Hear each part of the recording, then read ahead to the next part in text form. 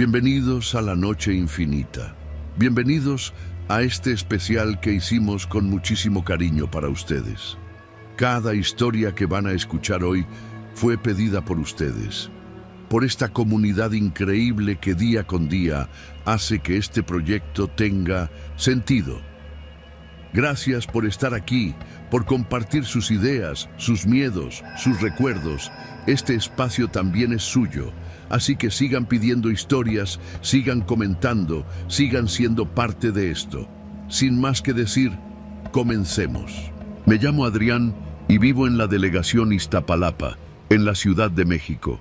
Llevo casi toda mi vida ahí, entre calles rotas, grafitis viejos y puestos ambulantes que cambian de lugar cada semana. No me quejo, uno se acostumbra. Creces viendo la misma tiendita de abarrotes, el mismo mecánico que nunca arregla bien nada y al mismo elotero que aparece como por arte de magia justo cuando se te antoja algo. En mi calle, ese elotero era Don Fede. Tenía su carrito adaptado con toldo de lona amarilla, esas ruedas rechinantes de triciclo oxidado y una bocina chiquita que escupía una cumbia que nadie podía reconocer por lo distorsionada. Siempre estaba a la salida del metro Cerro de la Estrella, justo donde cruzan dos avenidas que vomitan gente a todas horas. Ahí se ponía a eso de las 5 de la tarde y no se iba hasta que se acababan los elotes, o eso decía. Don Fede tenía algo que no te podías explicar. Sus elotes sabían diferentes, no mejor ni peor, solo distintos. Ni demasiado dulces ni demasiado salados, con ese picante que no quemaba pero dejaba una sensación rara en la lengua, como anestesia leve. A mí no me molestaba. A veces incluso era justo lo que necesitaba después de un día de trabajo. Yo soy técnico en instalación de cámaras de seguridad. Me muevo por toda la ciudad, de azotea en azotea, entre routers, cables y torres. Y justo eso fue lo que me metió en el problema más raro que he vivido. O el más jodido, o el más aterrador, no sé cómo llamarlo. Una tarde que regresaba del trabajo, pasé por mi calle y ahí estaba Don Fede, como siempre. Su carrito echaba vapor y la cumbia seguía sonando en su bocinita.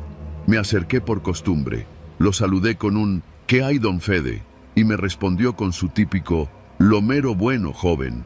Uno con todo, le pedí. Mientras lo preparaba, noté que tenía una especie de cámara pequeña, atada con cinta negra a uno de los postes del carrito. Muy discreta, apenas sobresalía entre las luces LED que usaba para alumbrarse. No era común ver algo así en un puesto de elotes.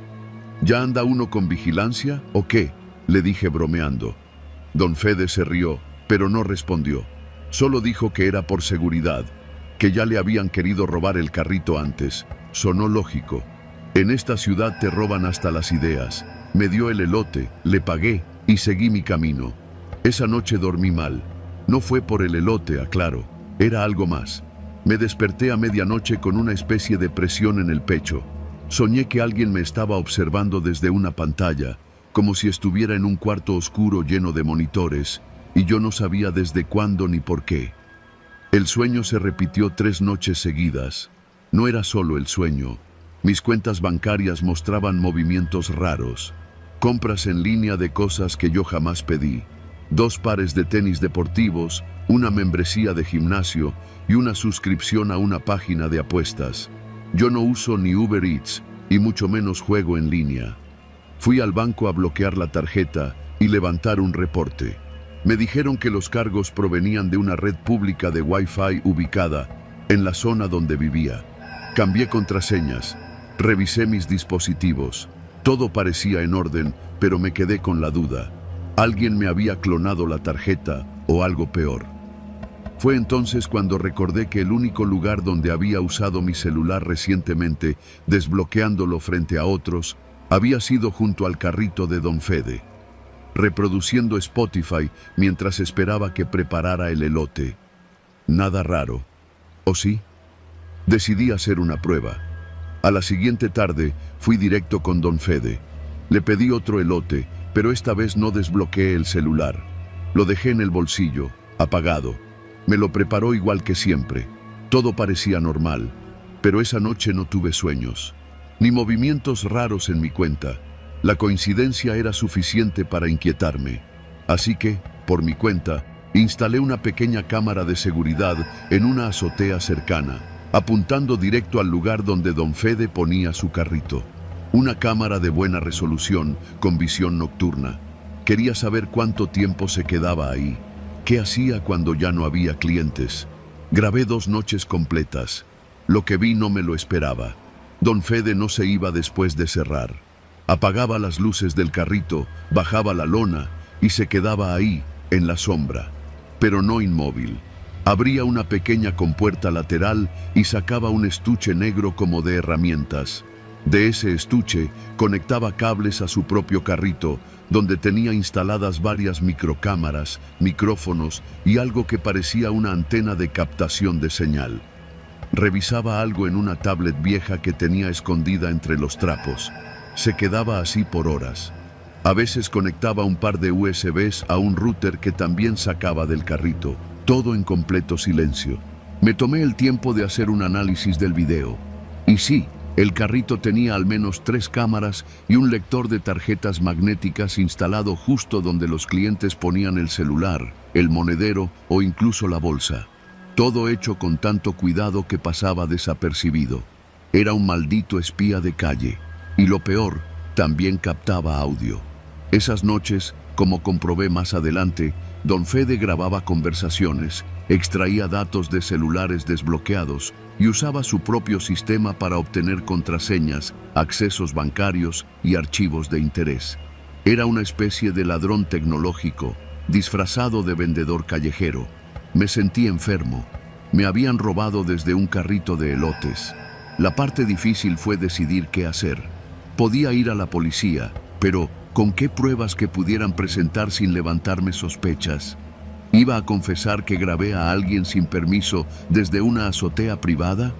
¿Iba a acusar a un señor de 60 años, con cara de abuelo bonachón, de ser un cibercriminal? Decidí confrontarlo. Una tarde, llegué como cualquier otro cliente. Él me saludó igual que siempre. Le pedí un elote con todo.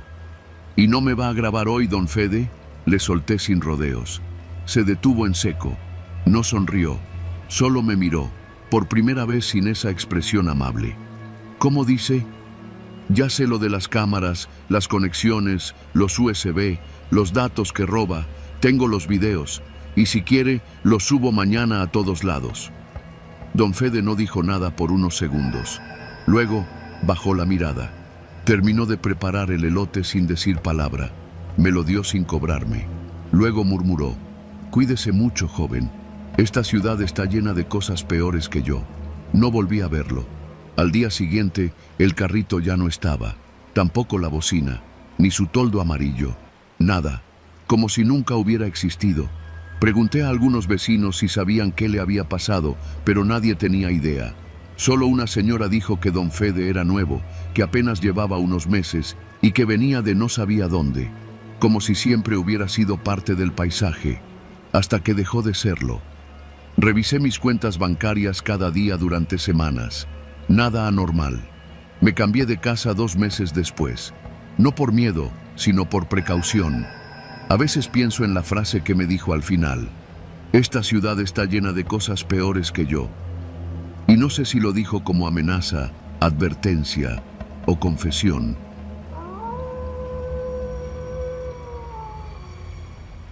Siempre he pensado que uno nunca termina de conocer México. Crees que sabes cómo funciona todo, que ya nada te sorprende y de repente te topas con algo que te cambia la vida para siempre. Me llamo Adrián Navarro, tengo 37 años y soy fotógrafo documental. Vivo en Guadalajara, pero por trabajo he recorrido gran parte del país. Desde hace unos años me he enfocado en registrar la vida de migrantes que cruzan México rumbo a los Estados Unidos. Historias duras, muchas veces invisibles, pero necesarias. La historia que voy a contar ocurrió en San Juan de los Lagos, Jalisco. A unos 40 minutos del centro del pueblo, en un camino de terracería lleno de polvo y rodeado de mezquites, está la Hacienda Mirador. Es un lugar turístico relativamente nuevo, de esos que se promocionan por internet como una escapada rural para vivir el México antiguo. Ofrecen cabalgatas, cenas campiranas, tours por el campo y hasta temazcal. Todo muy pintoresco, muy bonito. Pero nada es lo que parece. Yo llegué ahí por una recomendación. Un compañero de trabajo me dijo que varios migrantes habían sido vistos cerca de esa zona. Me dijo: varios han desaparecido después de pasar por ahí. No hay pruebas, pero los rumores apuntan a la hacienda. Ten cuidado. Fue suficiente para despertar mi curiosidad. Renté una habitación como cualquier turista. Pagué por 3 noches, con la excusa de descansar y hacer unas fotos del paisaje. Desde el primer momento, todo me pareció demasiado perfecto. La fachada recién pintada, empleados sonrientes, música de mariachi sonando bajito en la recepción. Me recibió una mujer llamada Lucía, delgada, de cabello negro recogido, con una sonrisa que parecía pegada con engrudo. No dejaba de mirarme como si estuviera evaluándome.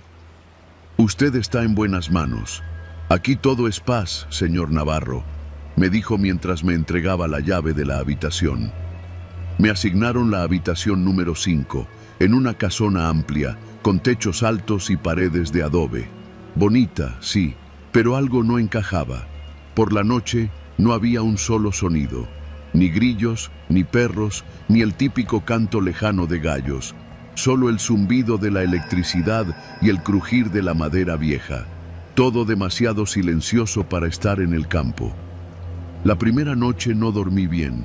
Escuché ruidos, pasos, arrastres, cadenas. No me lo imaginé.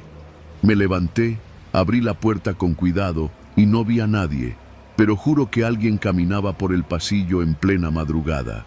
Lo dejé pasar. Pensé que sería otro huésped o que los empleados hacían labores de limpieza nocturna, pero al día siguiente noté algo raro. Yo era el único huésped. ¿Y los demás cuartos?, pregunté con fingida curiosidad mientras desayunaba en el comedor. Casi nadie viene entre semana, me respondió Lucía, pero el fin de semana se llena, ya verá. Mentía. Lo sentía en la forma en que lo decía. No era una mujer improvisada. Hablaba con la seguridad de quien ha practicado esa historia demasiadas veces. Ese mismo día salí a explorar los alrededores. Pregunté por los peones, los caballos, el temazcal, y me dijeron que las actividades estaban suspendidas por mantenimiento. Todo, supuestamente, cerrado. Sin embargo, vi movimiento. Desde un punto alto en una colina, observé a un grupo de hombres trabajando cerca de un corral. No llevaban uniforme, ni parecían empleados. Uno de ellos se detuvo a mirar hacia donde estaba yo, y se quedó ahí, inmóvil. Sentí una presión extraña en el pecho. Decidí regresar. Esa noche pasó algo que lo cambió todo. Me desperté cerca de las 3 de la madrugada. Escuché un golpe seco, como si algo pesado se hubiera caído justo debajo de mi habitación. El piso vibró. Me puse los zapatos, tomé mi lámpara y salí. La casona estaba en penumbra. Caminé por el pasillo central hasta llegar a una puerta doble que, según Lucía, llevaba al área de servicio. Estaba cerrada con una vieja cadena, pero uno de los eslabones estaba flojo. La abrí. Adentro, una escalera descendía hacia un sótano de piedra. El aire cambió de inmediato. Era húmedo, denso, casi putrefacto. Bajé con cuidado. El sonido de los pasos sobre la piedra era el único que me acompañaba. Mientras más bajaba, más fuerte se volvía un olor a sudor, a encierro, a miedo. Al llegar al fondo, lo vi. Una reja de acero dividía el espacio. Detrás de ella, en la penumbra, había personas, hombres, mujeres, incluso un par de adolescentes. Estaban sucios, desnutridos. Uno de ellos se levantó al verme y susurró: «Ayúdame, por favor. Nos tienen aquí desde hace días». No podía creer lo que veía. Estaban encerrados. Celdas de piedra, sin colchones, sin baños, apenas con cubetas para sus necesidades. Algunos tenían marcas en las muñecas. Ninguno hablaba mucho. El miedo era más grande que el dolor. Uno de ellos, un joven que no pasaba de los 18 años, me explicó en voz baja que los habían engañado con promesas de trabajo en la hacienda. Otros simplemente fueron secuestrados del tren. Los usaban para trabajos forzados, construir, limpiar, cargar sacos de alimento y tierra, trabajar en zonas apartadas, sin paga, sin salida. La hacienda era una fachada, un lugar turístico para ocultar un centro de trabajo esclavo, de migrantes. Sentí rabia y miedo.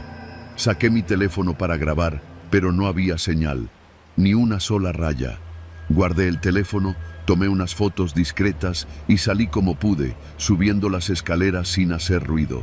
Cerré la puerta con la cadena floja. Regresé a mi cuarto como si nada, aunque el corazón me martillaba el pecho.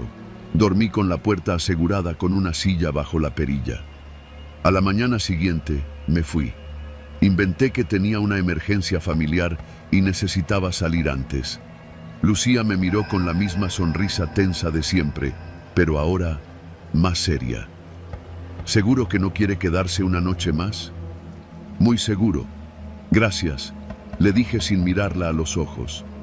Me subí al coche, manejé de regreso al pueblo y fui directo al Ministerio Público. Entregué las pruebas, fotografías, audio, mi testimonio completo. Dijeron que iban a investigar. Nunca pasó nada. A la semana recibí una llamada de un número oculto. Una voz masculina, pausada y clara, dijo: «Sabemos quién eres, Navarro.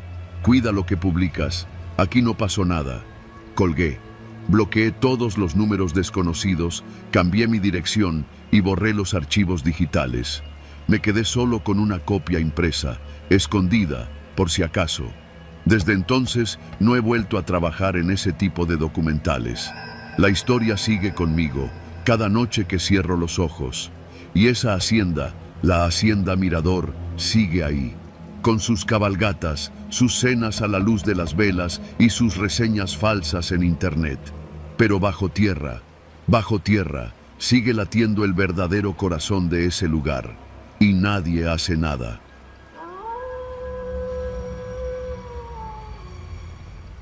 Al principio era sencillo. Salíamos con las redes marcadas con una cinta roja. Sabíamos que esas eran las buenas. Nos adentrábamos un poco más de lo habitual, más cerca de la zona donde está prohibido pescar, donde dicen que los federales patrullan. Pero nunca nos topamos con nadie. La consigna era clara: no abrir las redes. Aunque algunas venían más pesadas, más sólidas que si trajeran pescado. Recogíamos, las subíamos al compartimento sellado de la panga, tapábamos con hielo y regresábamos a tierra. En el muelle nos esperaban 2 camionetas negras. Nosotros entregábamos, ellos pagaban. Pronto empecé a ganar más en una semana que en 2 meses normales. Pagué mis deudas, le puse piso nuevo a la casa, hasta le compré una bicicleta nueva a mi sobrino. Me convencí de que no era tan grave. No estoy matando a nadie, me decía, solo pesco. Pero eso no duró. Un día, regresando de una entrega, uno de los marinos se apareció en el muelle. Pidió revisar las hieleras. Todos nos pusimos tensos. Pero justo cuando iba a levantar una tapa, apareció Toño, sonriendo, saludando al marino por su nombre, invitándolo a una cerveza en la fonda.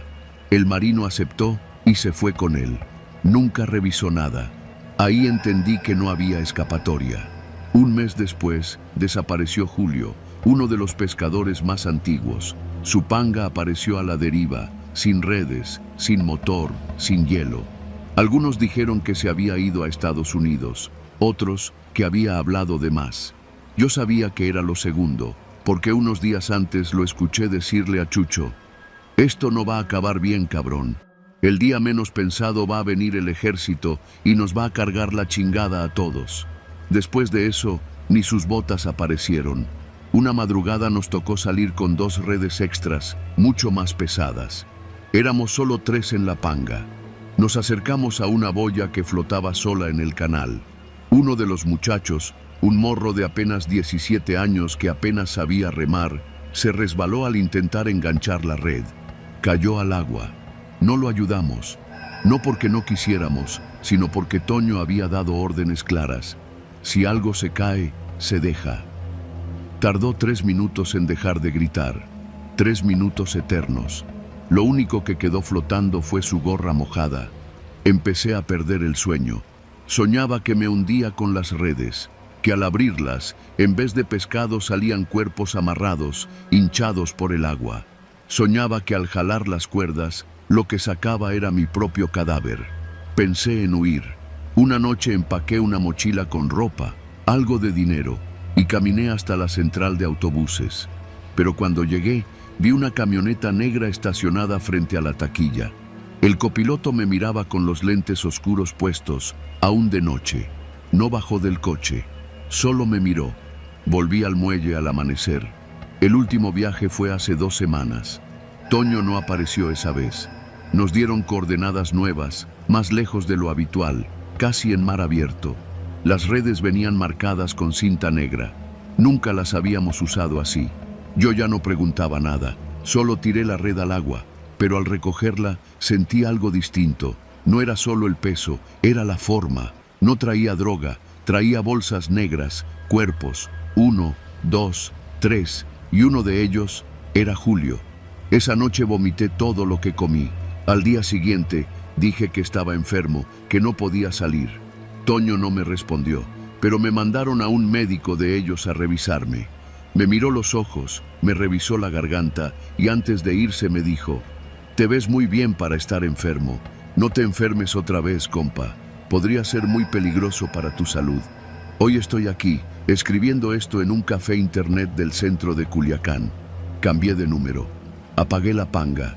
Dije que me iba al norte, que me habían ofrecido trabajo en una camaronera de Sonora. Pero no voy a ir a Sonora. Voy a quedarme en movimiento, dormir en hostales, trabajar por días, pagar en efectivo, no hablar de más. Y cuando alguien me pregunte por qué dejé la pesca, le diré lo mismo que le digo a todos: porque el mar ya no me quiere. Pero la verdad es otra. Yo soy el que ya no puede soportar lo que el mar me obligó a sacar de sus entrañas. Y aunque me llamen Richie el Mudo, tengo mucho que decir, solo que nadie quiere escucharlo. Porque todos, allá en el muelle, ya saben que el silencio es lo único que todavía mantiene a flote nuestras vidas. Yo me llamo Ricardo, pero allá en el puerto todos me conocen como Richie el Mudo. No porque no hable, sino porque aprendí desde muy joven que los que hablan mucho en el mar acaban desapareciendo en él. Y no estoy hablando en sentido figurado. Allá en Altata, Sinaloa, entre pangas, redes y corvinas, uno aprende rápido a ver y callar. Empecé a pescar con mi papá desde los 11 años. Primero como chalán, limpiando escamas, remendando redes, cebando anzuelos. Luego, con los años, le fui agarrando cariño al mar, al ruido de las olas golpeando el casco, al olor de motor quemado mezclado con sal. Mi papá murió de cirrosis cuando yo tenía 17. Desde entonces, la panga fue mía. La heredé con motor viejo, remos astillados y deudas con el proveedor de gasolina. Pasaban los años y cada vez era más difícil vivir del mar. Las cooperativas pagaban miserias por el kilo de camarón y los coyotes ofrecían menos todavía. A veces, con suerte, regresaba con 2 hieleras medio llenas de mojarra y un tanque casi seco, lo justo para comprar tortillas, aceite y una cerveza tibia. Así estábamos todos en el muelle, viviendo al día, hasta que llegó ese cabrón del Toño el Grande. Nadie sabía exactamente de dónde había salido. Un día simplemente apareció en la fonda de Doña Mari, con una camioneta blanca sin placas y lentes oscuros aunque estaba nublado. Se sentó en la mesa grande, pidió carne con chile y empezó a hablar con el líder de la cooperativa. No gritaba, no alardeaba, hablaba bajito, como quien te cuenta un secreto. A los pocos días, los más jodidos del muelle, los que no tenían ni para cambiar el aceite del motor, empezaron a estrenar lanchas nuevas, redes italianas, GPS, hasta hieleras con logos en inglés. Pero nadie decía nada. Los mismos de siempre seguían en la rutina: salir de madrugada, regresar al mediodía, contar las piezas, lamentarse por la gasolina. Pero los que estaban con Toño regresaban tarde, muy tarde, y las pangas venían más pesadas de lo normal, aunque no traían más pescado. Yo me hice pendejo. No me metía. Pensaba que si no les debía nada, no me iban a buscar. Hasta que un día se me jodió el carburador en medio de la bahía. Me quedé varado, con el sol partiéndome la cabeza y sin señal en el radio. Cuando ya me estaba preparando para dormir sobre el motor, apareció la panga de Chucho, el dormido, otro del muelle que ya trabajaba con Toño. Me remolcó hasta la orilla. «Te están buscando, Richie», me dijo sin verme a los ojos. «¿Quién?» «Toño. Dice que te quiere hacer una propuesta de trabajo, que seas parte de la flotilla». «No», le dije, «yo estoy bien así». Pero al día siguiente, al llegar a mi casa, encontré a mi perro envenenado en la banqueta. La lengua morada, los ojos salidos. Era un pitbull bravo, de los que ladran hasta por una sombra. Nadie oyó nada. Esa noche, Toño me esperó afuera de mi casa. Sin decir palabra, me aventó un sobre con dinero. «Mañana a las 4 de la mañana, en la lancha, vas a recoger con otros 3. Las redes ya están preparadas. Solo tira, recoge y entrega, como siempre». «¿Y qué traen las redes?» «Lo mismo de siempre, y un extra, pero no es tu problema. Tú solo cobras». Me dejó el sobre en la mesa del comedor. Cuando lo abrí, conté más billetes de los que había visto en los últimos 6 meses. Así empezó todo.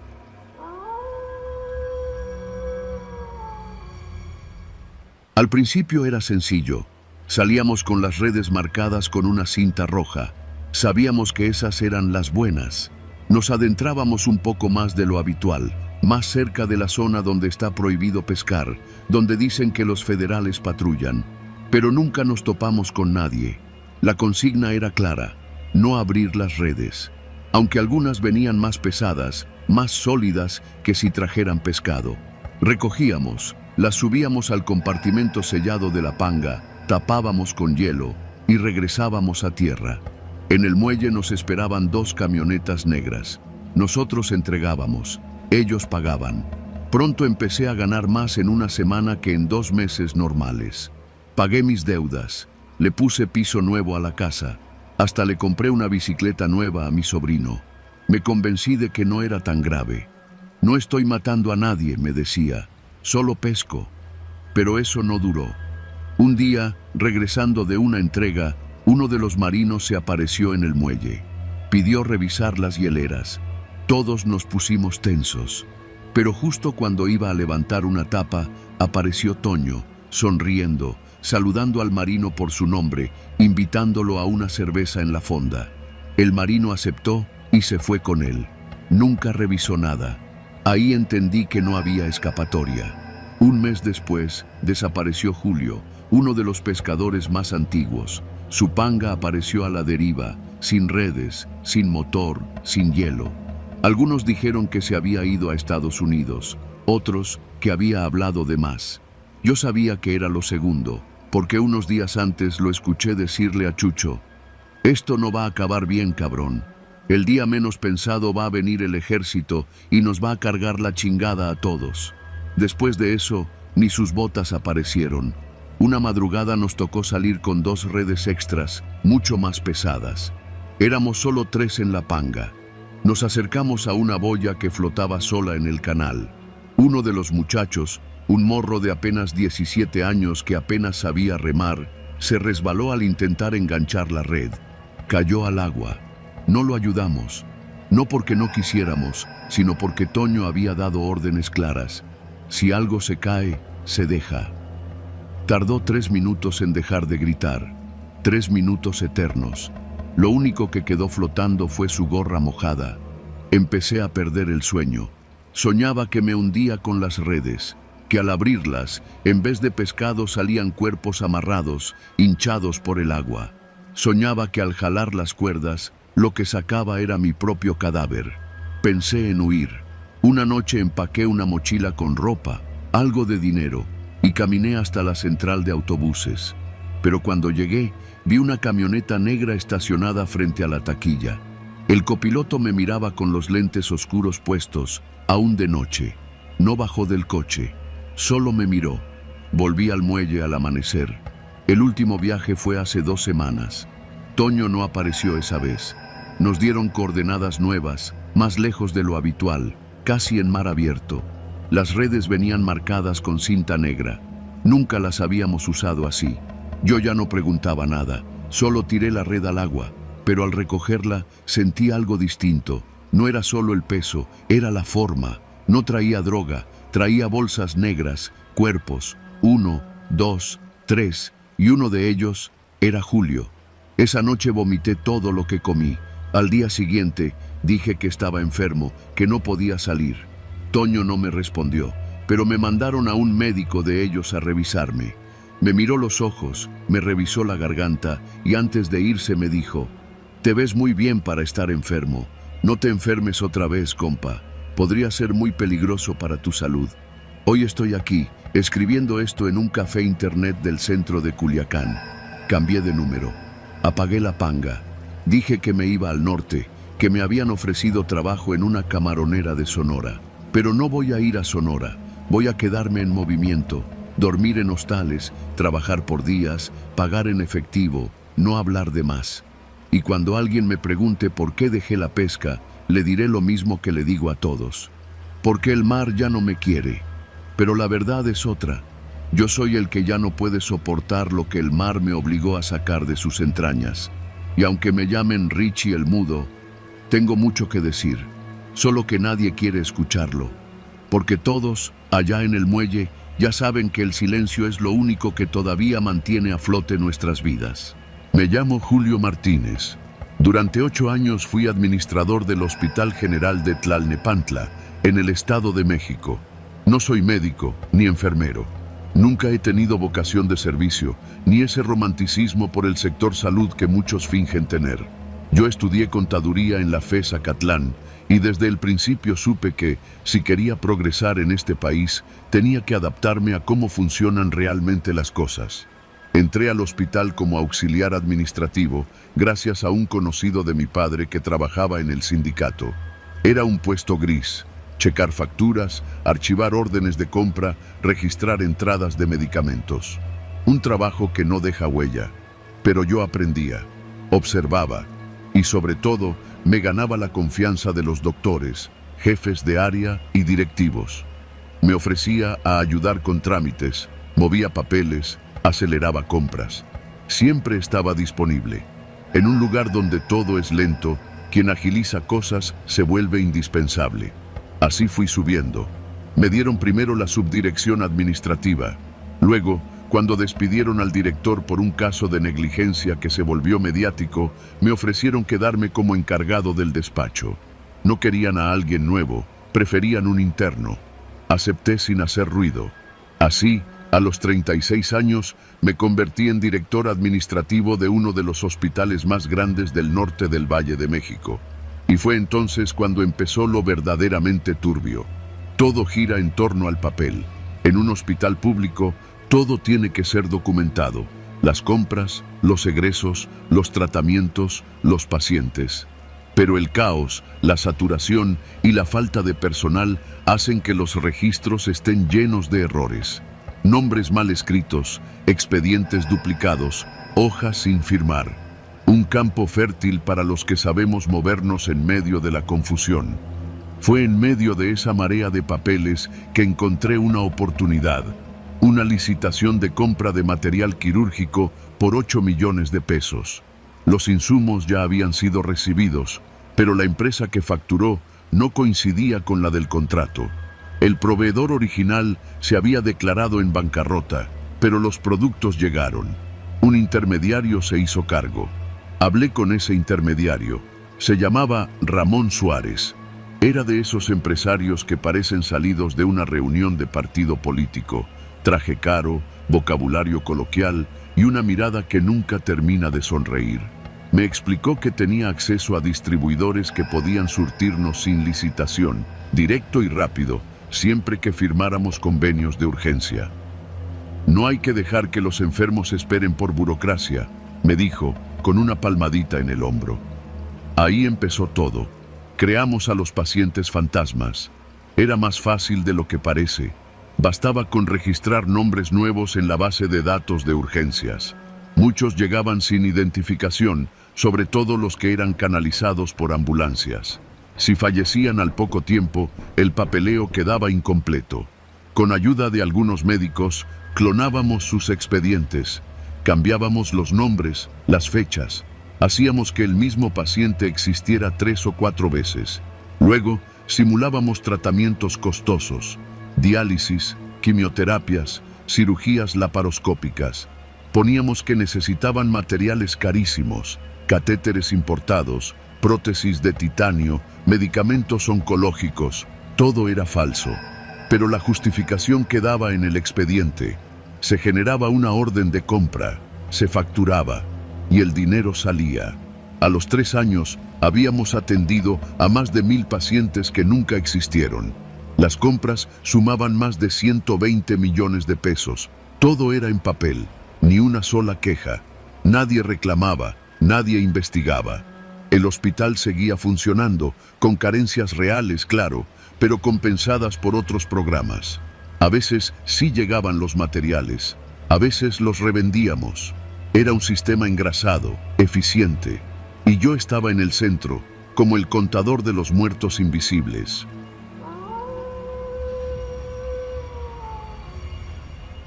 Me llamo Benigno Zárate. Hace unos años trabajé como albañil en la remodelación de una vieja hacienda en el municipio de Valle de Bravo, Estado de México. El lugar se llamaba La Soledad y estaba en las faldas de una montaña rodeada de pinos y encinos. Por fuera era una construcción enorme, hecha de cantera y adobe, con un portón de hierro viejo y un patio central del tamaño de una cancha de fútbol. La estaban convirtiendo en un centro turístico de cabañas, spa y experiencias rurales, según nos dijeron los inversionistas. Pero detrás de esa fachada pintoresca se escondía algo mucho más oscuro. Todo comenzó cuando mi compadre Raúl me consiguió trabajo con el patrón. El dueño de la hacienda era un tipo de nombre rimbombante, Don León de la Mora. Era de esos empresarios de ciudad que vienen al campo a renovar propiedades para vendérselas a extranjeros. Nunca lo vi cargar un costal de cemento, pero siempre caminaba con botas relucientes y un sombrero de ala ancha, como si fuera un hacendado de los de antes. Era educado, eso sí, pero su mirada era seca, sin vida, como si viera a través de ti. Nos ofrecieron buena paga, alojamiento y comida. Nos dijeron que estaríamos ahí unas 6 semanas, arreglando los pisos originales, reforzando los techos y construyendo las primeras 4 cabañas en un terreno plano detrás del casco de la hacienda. Parecía un buen trato. Durante las primeras semanas todo marchó normal. Había 11 hombres en el equipo, todos de pueblos cercanos, San Simón, Temascaltepec, Colorines. Nos levantábamos con el primer gallo y trabajábamos hasta que el sol se iba detrás del cerro. Pero fue a partir de la 3ª semana cuando las cosas empezaron a torcerse. Primero fue la desaparición de Eliseo, un chamaco de apenas 19 años. Decían que había agarrado sus cosas y se había ido sin avisar, pero eso no cuadraba. La mochila con su ropa seguía en el cuarto donde dormíamos, su credencial de elector también. Solo había desaparecido. Don León no mostró preocupación. Dijo que los jóvenes de ahora eran inconstantes, que ya encontraría otro peón. Pero no fue solo Eliseo. A la semana siguiente, perdimos a Hilario. El hombre era callado pero cumplidor. Tenía una hija estudiando en Toluca y siempre hablaba de ella cuando cenábamos. Un día no bajó a desayunar. Subimos a buscarlo a su cuarto. No estaba. Su cama estaba tendida. Su ropa seguía colgada en el perchero. Hasta su machete quedó sobre la silla. Pensamos en llamar a la policía, pero don León nos reunió en el patio y dijo que ya había avisado al comandante de la zona, que él se encargaría. No nos mostró ningún folio, ninguna constancia. Solo habló con esa voz pausada y seca que siempre usaba. Luego trajo a otros 2 hombres nuevos. Y seguimos trabajando. Empecé a sentir desconfianza. A eso súmale que a partir de entonces, cada que escarbábamos para los cimientos de las cabañas, salían cosas raras de la tierra. Primero fueron clavos viejos, herraduras, utensilios oxidados. Luego, huesos. Al principio pensábamos que eran de reses o burros antiguos, pero una vez saqué un fémur que era claramente humano, largo, limpio, enterrado con una manta que se deshacía al tocarla. Se lo mostré a mi compadre Raúl. «No digas nada», me dijo, bajando la voz. «Ya viste lo que pasa con los que preguntan demasiado». Le hice caso. Me guardé los comentarios, pero en las noches me costaba dormir. Una tarde, después de una tormenta fuerte, uno de los trabajadores nuevos, un tal Rubén, de voz ronca y aliento alcohólico, resbaló cerca de uno de los cimientos y cayó en un socavón. Nos asomamos rápido para ayudarlo. El hoyo era profundo, como de 2 metros. Rubén se rompió una pierna, pero gritaba más de miedo que de dolor. «¡Sáquenme, hijos de la chingada! ¡Sáquenme ya!». No entendíamos su desesperación, hasta que uno de nosotros bajó con una cuerda. Cuando lo jalamos de regreso, traía la cara pálida y los ojos abiertos como platos. «Hay cadáveres, hay muchos», balbuceaba. No le creímos del todo hasta que bajamos un foco de los de obra, colgándolo con una extensión. Lo que vimos ahí abajo nos dejó fríos. Había al menos 4 cuerpos. No eran esqueletos secos. Estaban semifrescos, cubiertos con tierra y cal viva. Algunos con las botas puestas, otros con el uniforme de mezclilla que nos daban para trabajar. Uno de ellos tenía tatuado en el brazo un colibrí. Era Hilario. Ese día quisimos confrontar a don León, pero no estaba. El mayordomo, un hombre viejo y flaco, al que solo llamábamos don Fermín, nos dijo que el patrón había tenido que salir a Morelia por unos asuntos. Nos pidió que no causáramos alboroto, que todo se resolvería, que a veces la tierra escupe lo que uno no quiere ver. Esa frase me quedó grabada. Esa noche, Raúl y yo empacamos nuestras cosas. Íbamos a irnos al amanecer, pero antes decidimos pasar por el archivo que don León tenía en un cuarto del ala norte de la hacienda. Yo había visto que guardaban papeles ahí, planos, permisos, papelería legal. No sé qué buscábamos. Tal vez pruebas, tal vez solo queríamos entender. Forzamos la cerradura con una palanca. Dentro del cuarto había estantes metálicos, una mesa grande y un archivero oxidado. Los documentos estaban ordenados por fechas. Empezamos a revisar. Encontramos planos de construcción con marcas en rojo donde se ubicaban las futuras cabañas. Pero lo que nos llamó la atención fueron unas hojas sueltas, con listas de nombres.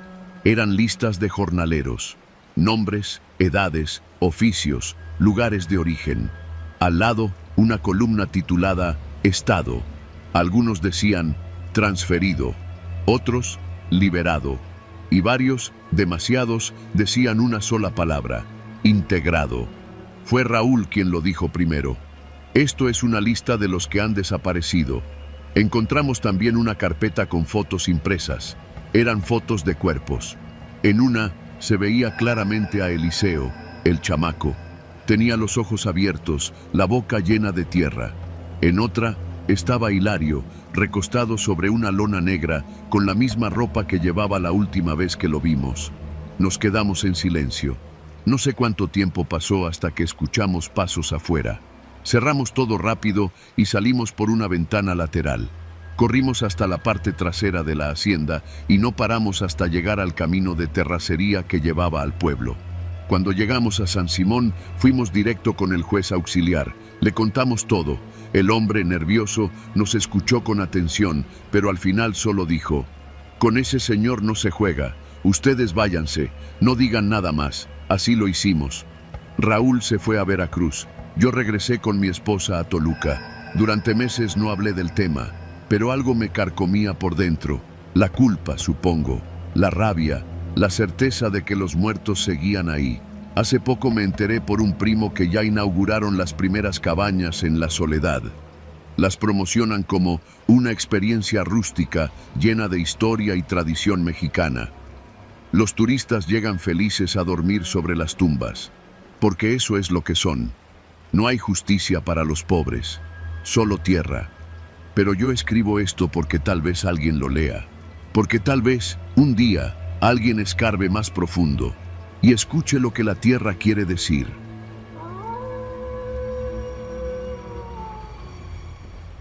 La carretera federal número 54 se extiende como una cicatriz entre San Luis Potosí y Zacatecas. Una línea recta, calurosa, monótona, donde los cactus y la maleza parecen multiplicarse en cada kilómetro y las gasolineras son oasis mal iluminados que apenas interrumpen el silencio del desierto. Yo era chofer de tráiler. Llevaba casi 15 años en ese oficio. De esos que aprenden más a leer el cielo y el sonido del motor que a leer libros. Esa noche transportaba un cargamento de electrónicos desde Guadalajara hasta Saltillo. Todo iba en orden. Manejaba de noche porque me gustaba la soledad y porque el calor del día hacía que el motor se sintiera como una olla de presión. Eran cerca de las 2 de la madrugada cuando vi el letrero. Gasolinera San Bartolo, a 2 kilómetros. Me pareció raro. Conocía bien esa ruta y jamás había visto una estación en ese tramo. Pero mi tanque estaba por debajo de la mitad y siempre es mejor prevenir. Además, necesitaba estirar las piernas. La gasolinera estaba justo al borde de un pueblo diminuto, con no más de 3 casas visibles desde la carretera. El lugar tenía 2 bombas, una tienda oscura con un cartel de Coca-Cola deslavado y una luz de vapor de sodio que parpadeaba encima del techo de lámina. No había autos, no había nadie. Me estacioné junto a la bomba y bajé del tráiler. No había empleados a la vista, así que toqué el timbre. Una campanita chirriante sonó adentro. Esperé. Pasaron un par de minutos.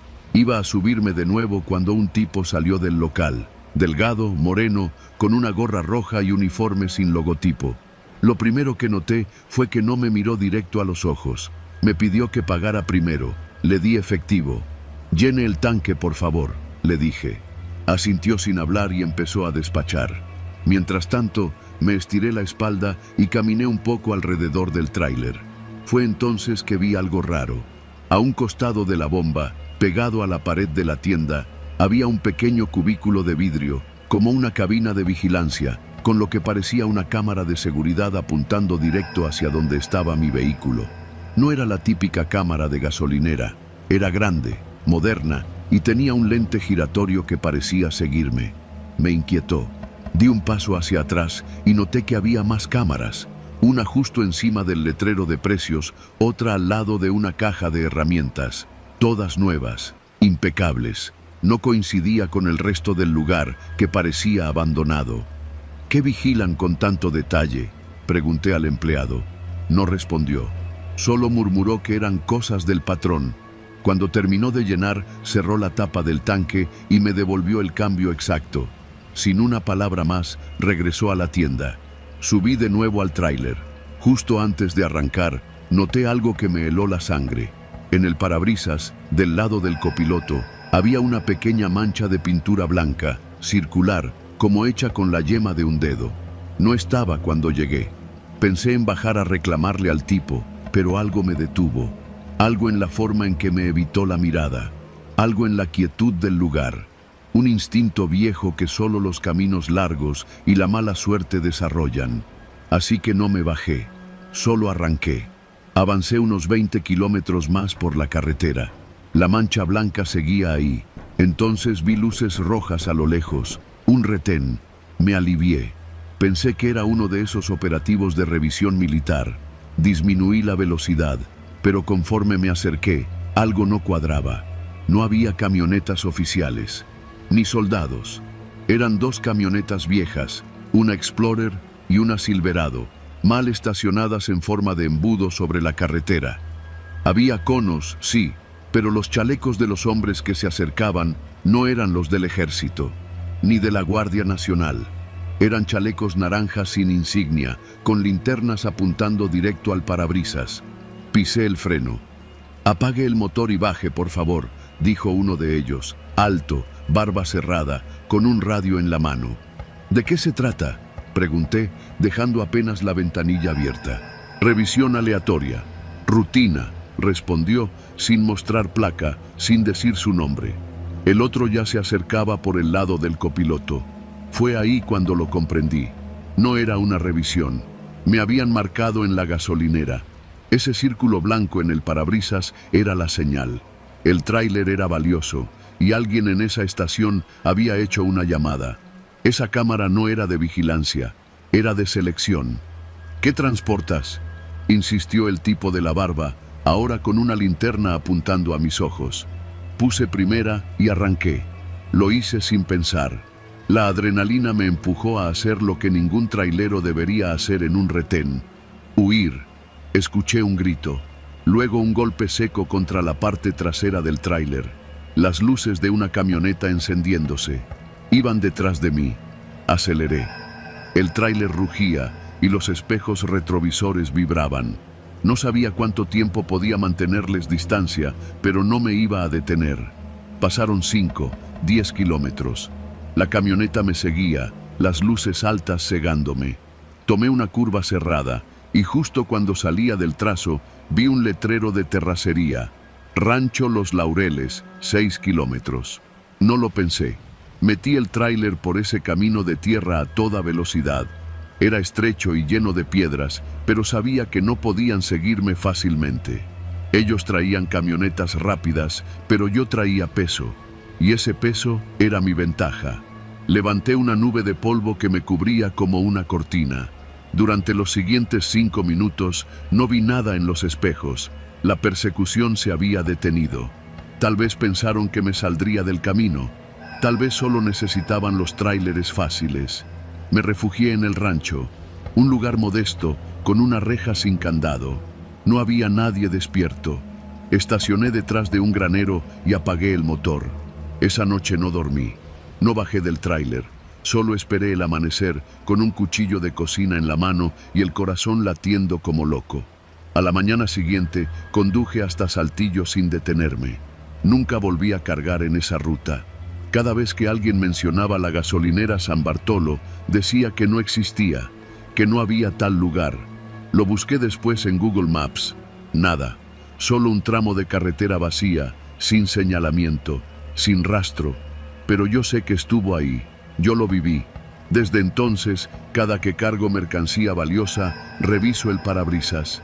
Cada que paso por una gasolinera solitaria, me bajo con el motor encendido, alerta. Porque en México no necesitas fantasmas para que algo te quite el aliento.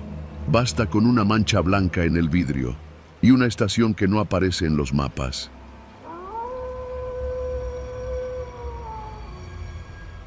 Yo no debería estar contando esto, pero si me callo, se lo van a seguir haciendo a otros. Me llamo Fabián, tengo 32 años y durante más de una década me dediqué a la cosecha de uva en el Valle de Guaymas, en Sonora. Nunca me metí en broncas, nunca le hice daño a nadie. Solo buscaba chamba, como todos. Aquel verano fue más seco que de costumbre. El calor pegaba desde temprano y los jornales estaban cada vez peor. Había semanas que ni para llenar el tanque del carro alcanzaba. Un lunes por la mañana, mientras tomaba café en la cochera, se me acercó el Chuy. Era un compa de la infancia que se había ido al norte y regresaba cada que las cosas se ponían feas allá. «Hay chamba en la sierra, carnal», me dijo en voz baja, como si no quisiera que ni los árboles lo escucharan. «Pagan al doble que aquí, comida incluida». Lo miré con desconfianza. El Chuy nunca había sido santo, pero tampoco rata. «¿Qué tipo de chamba?» «Cosecha», dijo rápido. «Pero es otro tipo de planta. ¿Sí me entiendes?» No me hacía falta mucha cabeza para entender a qué se refería, pero entre quedarme ahí sin un peso o subir al monte unos días, pues me ganó la necesidad. Tenía que pagar la luz, la escuela del chamaco, y mi vieja ya estaba cansada de que le prometiera lo que no podía cumplir. Acepté. Salimos esa misma noche en una camioneta sin placas, con los vidrios tapados con plástico negro por dentro. Éramos 5, 3 de Hermosillo, un chavalo del DF, bueno, de la CDMX, como ahora le dicen, y yo. Nadie hablaba mucho. Todos llevábamos esa mezcla de nervios, pobreza y resignación tatuada en la cara. Después de más de 6 horas de caminos de terracería, llegamos a un rancho escondido entre los cerros, donde los nopales crecían hasta dentro de las bardas. Nos bajaron y nos revisaron los celulares. «Aquí no hay señal ni debe haber», dijo uno de los hombres armados. Dejamos nuestras cosas en un galpón improvisado, colchonetas en el suelo, un solo ventilador y una letrina detrás de los mezquites. Los primeros 2 días sí fue cosecha, pero no de amapola ni mota. Nos pusieron a cavar surcos entre unas plantas que no reconocía.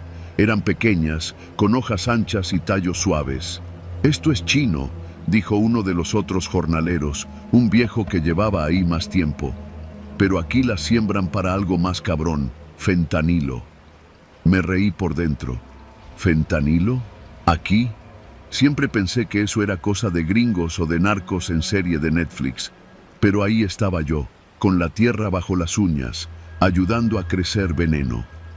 Después vinieron las amenazas. Al tercer día, uno de los morros preguntó si ya nos podíamos ir. El capataz, un tipo seco con mirada de perro sarnoso, lo miró sin moverse. «Mañana le llevamos un recado a tu mamá», dijo. Y al día siguiente, el chavalo ya no estaba. «No pregunten», nos advirtieron, y nadie lo hizo. Aprendimos rápido que el silencio era más seguro que cualquier rezo. Los días eran eternos. El calor no te dejaba pensar. Nos levantaban antes del amanecer, nos daban tortillas duras, frijoles recalentados y luego directo a las hileras de plantas. Había una estructura de madera techada con lonas donde molían semillas, mezclaban químicos y almacenaban bidones con etiquetas en chino. Todo olía a medicina, pero con algo más, algo corrosivo, que se metía en la nariz y te mareaba si te acercabas demasiado. Una noche escuché al viejo de Hermosillo vomitar sangre. Lo encontraron tirado al amanecer, junto a los bidones. Dijeron que se resbaló, pero sus uñas estaban rotas, como si hubiera intentado escarbar la tierra. Yo empecé a perder peso. Dormía con un cuchillo bajo la almohada.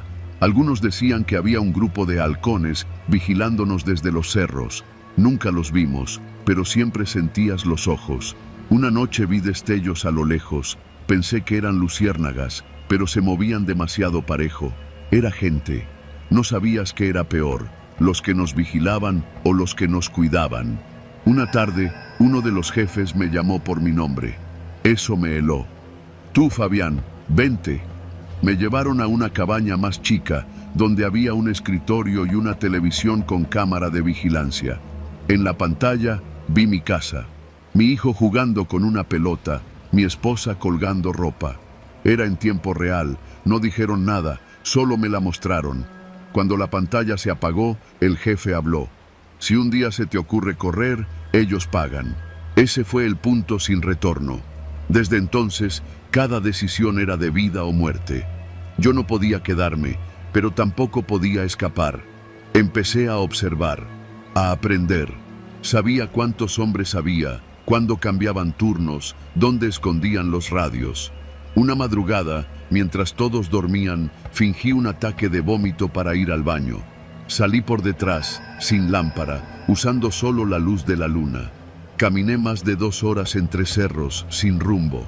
Sabía que si me atrapaban, no me preguntarían nada, solo me enterrarían.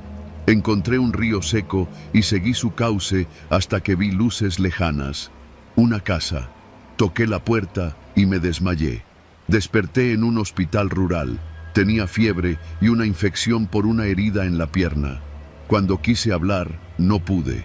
La garganta se me cerraba de puro miedo. Pero una enfermera me entendió. Me trajo papel. Escribí. «No digan que estoy aquí». Me quedé 2 días. Cuando pude caminar, escapé otra vez. Fui a un pueblo más alejado y desde ahí llamé a mi esposa. Le dije que huyera, que se fuera con su hermana en Culiacán, que no regresara por nada del mundo. Ella lloró. Yo lloré. Pero entendió.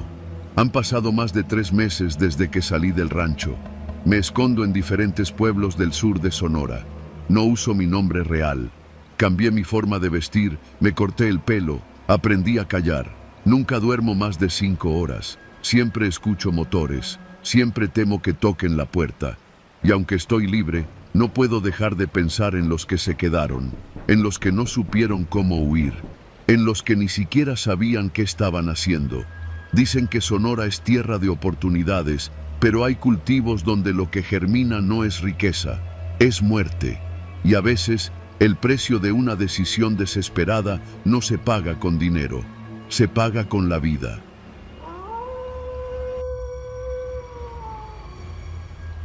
Yo me llamo Gerardo, aunque todo el mundo me dice el flaco. Tengo 48 años, más de 20 de ellos arriba de un tráiler. He recorrido tantas veces la carretera de México a Tijuana que podría manejarla con los ojos cerrados. A veces lo hago, ¿para qué mentir? Uno aprende a vivir entre el insomnio, la cafeína y los tacos de carnitas que venden en los paraderos. Esa noche yo estaba en San Juan del Río, en Querétaro. Era ya tarde, como las 11, y apenas había terminado de descargar un lote de electrodomésticos en una bodega de Electra. Mi plan era buscar un hotel barato, dormir 4 o 5 horas y continuar al amanecer. Pero justo cuando estaba por salir del parque de maniobras, un supervisor de la misma empresa me interceptó. «Oye, flaco, ¿vas de regreso a la frontera?» «Sí», le dije, «pero hasta mañana temprano. Te tengo un viaje, urgente, bien pagado. Nomás llevas una caja a Nogales, Sonora, carga seca. No pesa mucho, pero hay que entregarla antes de las 9 de la noche de mañana». Sonaba bien, muy bien de hecho. La tarifa era el doble de lo normal y no pedían factura. Cuando uno lleva 20 años en este oficio, aprende a oler el problema detrás de lo que suena demasiado bueno, pero el dinero siempre habla más fuerte que la conciencia. «Va, mándala». Media hora después, me entregaron la caja. Era enorme, de madera, como de las que usan para maquinaria industrial. No tenía etiquetas, ni número de guía, ni nada. Solo una calcomanía roja que decía «Frágil». 2 chalanes la subieron con un montacargas. Yo firmé un papel y me dijeron que el cliente esperaba la entrega en una bodega cerca del aeropuerto de Nogales.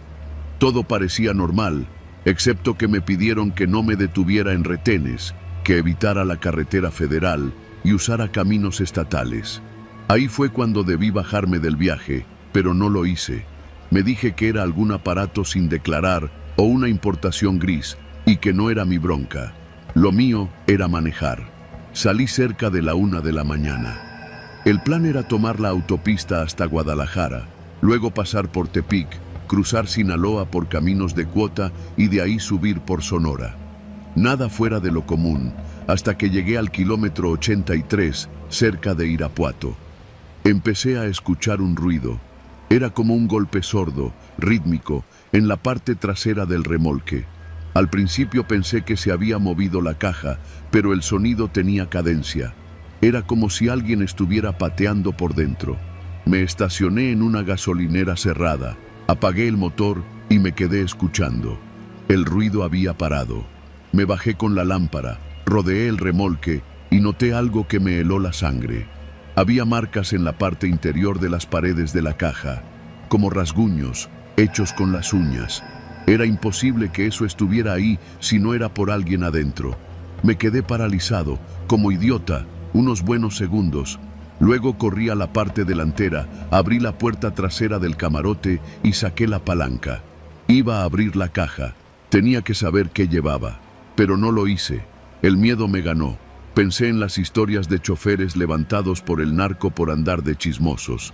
Me repetí que yo solo era el transporte, que no era mi problema lo que había dentro. Subí al camión y seguí manejando. El ruido regresó 2 horas después, antes de llegar a Tepic. Esta vez eran golpes rápidos, desesperados. Frené de nuevo, en un área de descanso, y ahí sí escuché algo que no me dejó dormir por semanas. «¡Ayúdenos!», gritó alguien desde dentro. «Por favor, hay niños». Lo primero que hice fue mirar alrededor. No había ni un alma. Solo la luz tenue del poste y la maleza. El eco de esa voz rebotaba en mi cabeza. Me acerqué y toqué la caja. «¿Cuántos son?» «5. Nos tienen amarrados. No nos dejan salir». Mi corazón latía como si fuera a reventar. Toqué la caja con la mano. El sonido de los nudillos sobre la madera fue respondido por 3 golpes. Llamé a un número de emergencias, pero cuando me pidieron mis datos y ubicación, colgué. No quería meterme.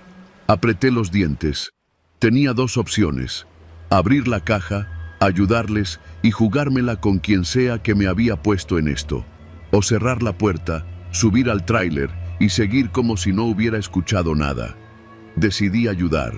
Fui a buscar herramientas y una linterna. Me costó 15 minutos romper uno de los candados de acero. Cuando abrí la caja, la peste fue lo primero que me golpeó. Sudor, vómito, plástico y desesperación. Dentro había 5 personas, 3 adultos, 2 niños, amarrados, con las bocas tapadas con cinta. Uno de ellos ya ni se movía. Los bajé uno por uno. Ninguno hablaba. Estaban deshidratados, desorientados. Uno de los niños se orinó encima. Lloraba en silencio. Les di agua, lo poco que tenía, y lo único que les pude decir fue: ya están fuera. No sabía qué hacer. Estábamos en medio de la nada, y yo acababa de convertirme en cómplice de tráfico humano. Les pedí que esperaran, que iba a buscar ayuda. Pero cuando regresé, 15 minutos después, ya no estaban. Solo quedaban los restos de cinta y una camiseta en el piso. Los busqué en la maleza, por los arbustos, por los alrededores. Nada. Se habían ido, sin dejar rastro. Desde entonces no he vuelto a trabajar de noche. Y nunca más he aceptado cargas sin preguntar qué llevan. Pero lo peor vino después. Una semana después de aquello, me llamaron del mismo lugar. Otra carga urgente. No acepté. Me amenazaron.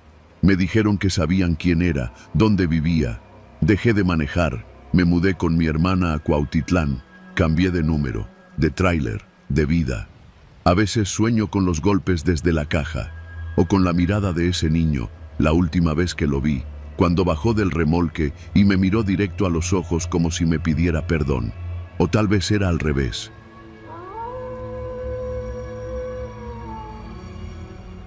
Me llamo Cristóbal. Soy de un pueblo en el estado de Chiapas que casi nadie ubica en el mapa. Lo único que sabías de ese lugar era que si nacías pobre, morías pobre. O cruzabas al otro lado. Yo elegí lo segundo. En mayo del año pasado, después de meses de trabajar como jornalero sin ver futuro, salí con otros 5 rumbo al norte. No teníamos coyote, ni dinero suficiente para pagar uno. Solo traíamos una mochila, botellas de agua, tortillas con sal y una lista mental de recomendaciones que otros paisanos nos habían dicho. Evita Reynosa, no te quedes cerca de las vías, si te ofrecen trabajo temporal, desconfía. Pero uno no desconfía con el estómago vacío, ni cuando llevas 4 días caminando bajo el sol, con los pies llenos de llagas y los labios partidos. Fue por eso que nos detuvimos en ese lugar. Estábamos a unas 2 horas de Caborca, en Sonora. El calor era insoportable. Ya no sabíamos si íbamos en línea recta o en círculos. Ahí fue donde los vimos por primera vez. Una camioneta blanca, con placas de Sinaloa, deteniéndose lentamente en medio del camino de tierra.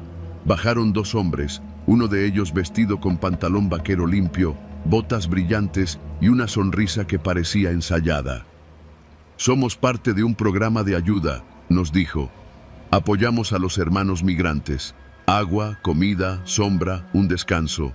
Y después, si quieren, los acercamos a la frontera. Lo dijo así, sin pedir nada a cambio. Nos miramos entre nosotros y nadie dijo que sí, pero todos caminamos hacia la camioneta, como borregos. Nos llevaron a un rancho al pie de una loma, rodeado de sembradíos.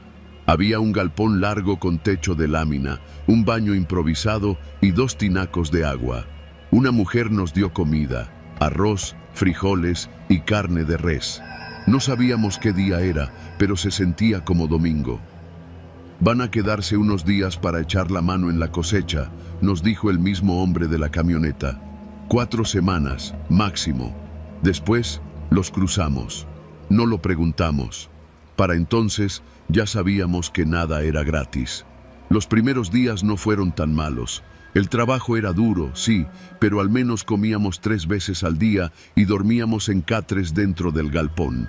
Éramos muchos más. Algunos decían ser de Guatemala, otros de Oaxaca. Algunos llevaban ahí más tiempo. Uno, de nombre Joaquín, tenía casi 2 meses. Cuando le pregunté por qué no se iba, me respondió con la mirada baja: No es tan fácil. Al principio pensé que lo decía por miedo a perder el viaje, pero después entendí que no se refería a eso. A la segunda semana, las cosas cambiaron. La comida comenzó a escasear y nos redujeron las porciones. Si alguno se quejaba, lo ponían a trabajar hasta entrada la noche.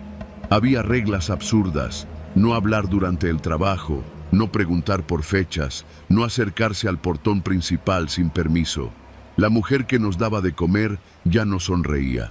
Solo nos dejaba el plato en la mesa y se alejaba como si le diera asco mirarnos. Una noche, escuchamos que uno de los migrantes se intentó escapar.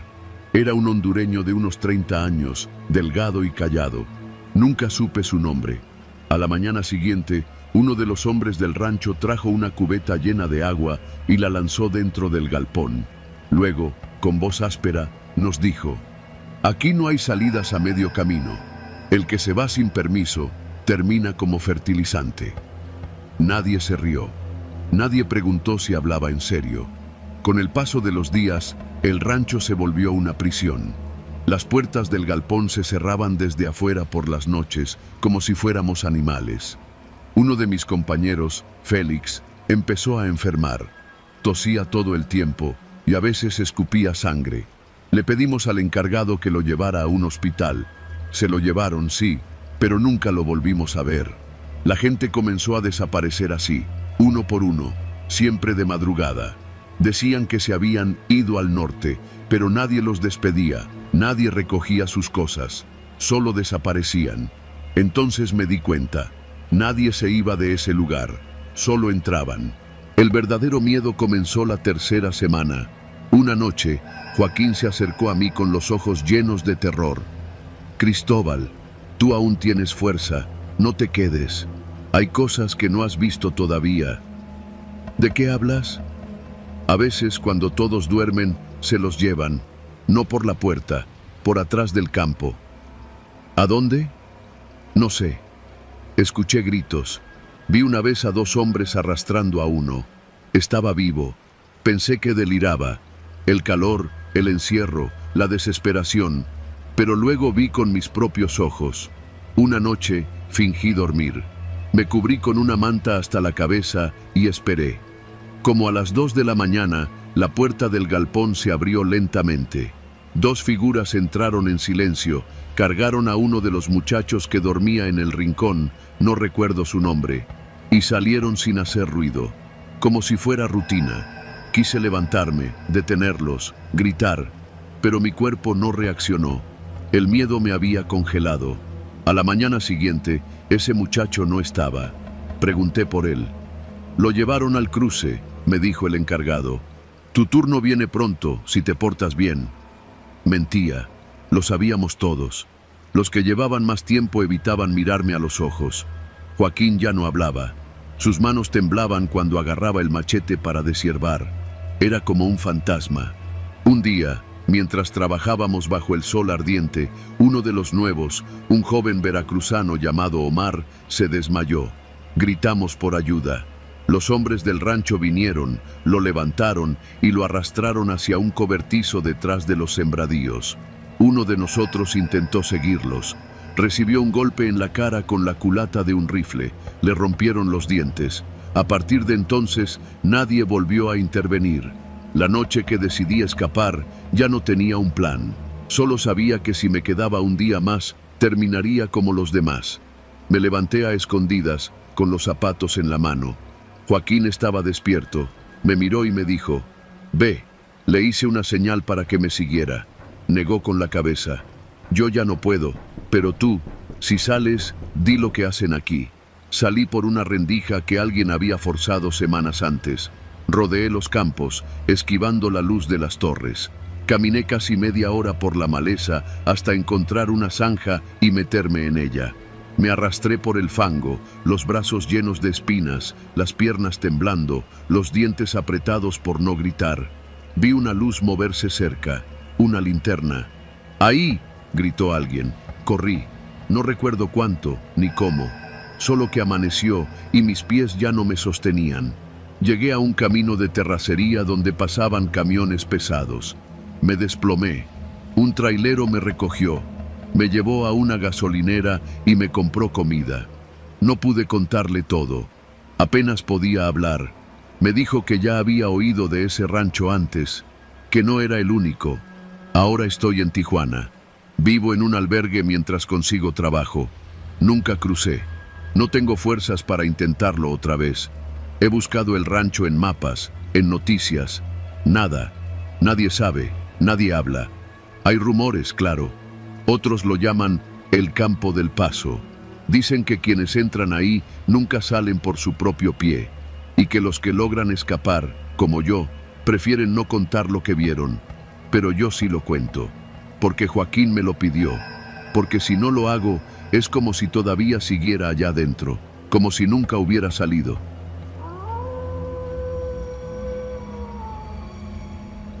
Me llamo Darío. Hace 2 años dejé la universidad para meterme de lleno al ejército.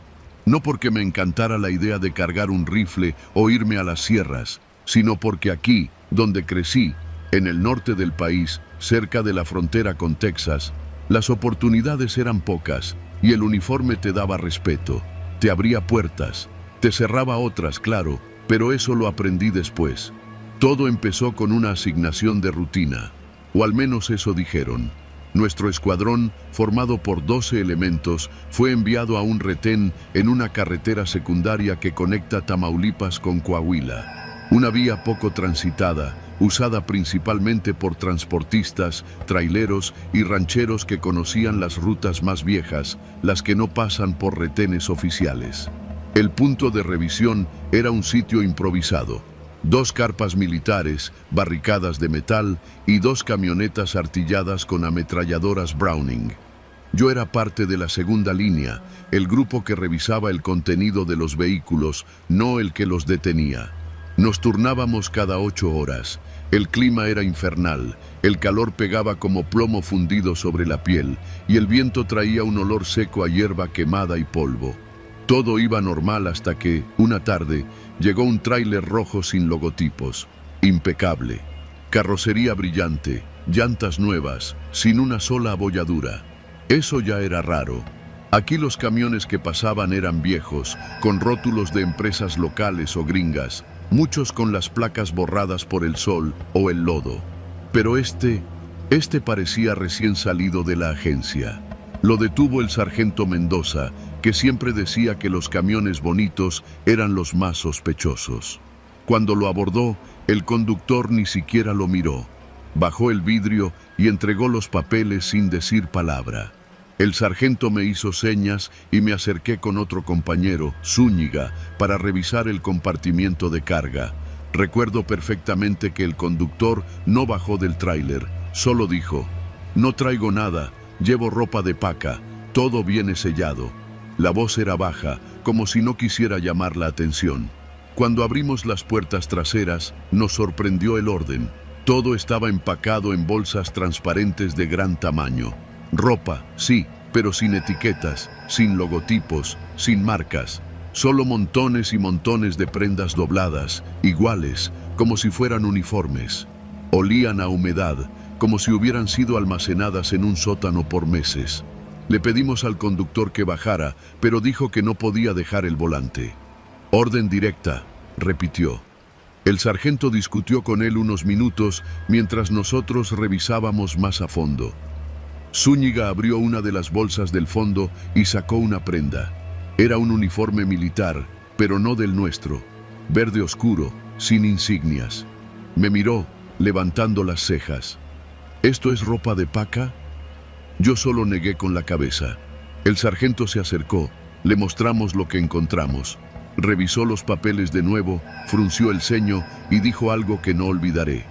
«No hay guía de embarque, solo esto», mostrando una hoja sin sellos, sin firma, sin origen ni destino. Y aún así, lo dejamos pasar. No fue nuestra decisión. El sargento recibió una llamada por radio. Una voz grave, cortante, con acento del centro del país, le dijo que liberara el camión, sin preguntas, sin anotaciones. «Órdenes del alto mando», nos dijo. Zúñiga y yo protestamos, pero el sargento, que era veterano, solo nos lanzó una mirada dura. la misma que le ponen los padres a los hijos cuando están a punto de meter la mano al fuego. Nos dijo que cerráramos la boca si queríamos seguir vivos y que aprendiéramos a no preguntar de más. Ese fue el primero, pero no fue el último. En las siguientes semanas comenzaron a llegar más camiones. De madrugada, siempre con la misma estructura, mismos documentos falsos, mismo contenido. Algunas veces era ropa, otras productos perecederos, pero nunca olían como tal. Algunos camiones venían con hielo derretido en el piso de la caja, aunque las puertas estaban selladas. Otros venían con marcas en las paredes interiores, como si algo hubiera sido arrancado de los ganchos metálicos. Me llamo Darío. Hace 2 años dejé la universidad para meterme de lleno al ejército. No porque y todos, sin excepción, eran autorizados por la misma voz al otro lado del radio. Una noche, mientras yo estaba de guardia, vi que uno de los soldados del primer grupo, Ramírez, salía corriendo del punto de revisión hacia el monte. Lo alcanzaron unos metros adelante. Decía incoherencias, que lo iban a matar, que ellos sabían que él había visto dentro de la caja, que lo había abierto por error cuando buscaba una caja de medicina para un compañero con fiebre. Lo mandaron de vuelta a la base por alteración psicológica. Nunca supimos más de él, pero la semilla ya estaba sembrada. Zúñiga y yo empezamos a dudar. Comenzamos a anotar matrículas, a tomar fotos con los celulares ocultos que teníamos, los que no estaban registrados oficialmente, y a guardar copias de los papeles falsos. Lo hacíamos por paranoia, por necesidad de entender, hasta que un día desaparecieron 3 de esas pruebas, no de la base, de nuestras casas, porque sí, alguien entró a mi casa en Monterrey mientras yo dormía. No se robaron nada, solo mi cuaderno y mi celular viejo. Lo supe porque las cerraduras no estaban forzadas, pero el cajón donde escondía el cuaderno estaba abierto, como si me dijeran, sabemos lo que haces. Zúñiga ya no volvió después de eso. Pidió un traslado a Veracruz. No me respondió los mensajes. El grupo quedó fracturado. El sargento Mendoza comenzó a beber más de lo normal. Tenía los ojos rojos todo el tiempo. Murmuraba cosas. Una vez me dijo, hay líneas que no se cruzan, pero a veces nos obligan. Una noche, poco antes de que me dieran la baja definitiva, llegó un cargamento distinto. Era un camión cisterna, como los que transportan leche, pero no tenía logotipos, venía sellado, y cuando lo detuvimos, el conductor traía uniforme militar, pero no era del ejército. Su uniforme era negro, sin insignias, solo una pequeña placa con las letras GG. El sargento se puso pálido al verlo. Le permitió pasar sin inspección, ni siquiera fingió revisarlo. Solo lo saludó con la cabeza. Pero yo me acerqué al tráiler cuando se fue, y mientras se alejaba, escuché algo metálico golpeando desde adentro del tanque. Golpes, como si alguien o algo estuviera vivo ahí dentro. Esa fue la última noche que estuve en ese retén. A la semana siguiente, fui dado de baja por razones administrativas. Me mandaron de regreso a casa sin explicaciones.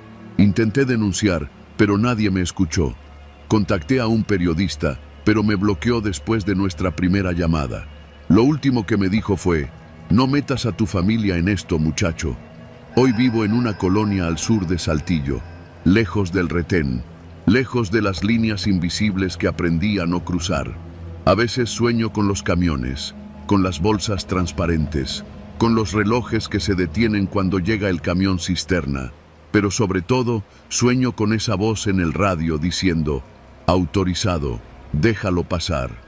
Y eso me quita el sueño más que cualquier demonio, porque en este país el verdadero horror no viene de lo que se esconde en la oscuridad, sino de lo que se mueve a plena luz del día con permiso de todos.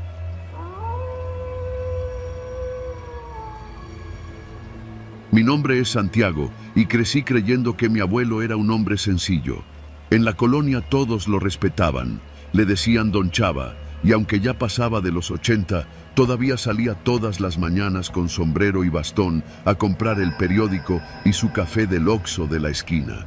Vivía en la misma casa desde los años 70, una construcción modesta en San Juan de Aragón, de esas con patio al frente y rejas oxidadas. Nunca hablaba de su pasado. Decía que lo único que importaba era lo que uno hace después de los 40. Yo le creí. Fue hasta que murió que entendí que no lo conocía en lo absoluto. Todo empezó con su funeral. Mi mamá me pidió que la ayudara a vaciar la casa para ponerla en venta. El velorio fue sencillo, con café de olla, pan dulce y vecinos contando anécdotas. Algunos lloraban, pero no por tristeza, sino por miedo, como si la muerte de mi abuelo hubiera dejado una deuda pendiente flotando en el aire. Me llamó la atención un hombre que llegó en un auto viejo, un Chevy negro con placas de Morelos. No entró a la casa. Se quedó parado al otro lado de la calle, viendo desde lejos, y cuando lo volteé a ver, se persignó y se fue. Esa noche no dormí bien.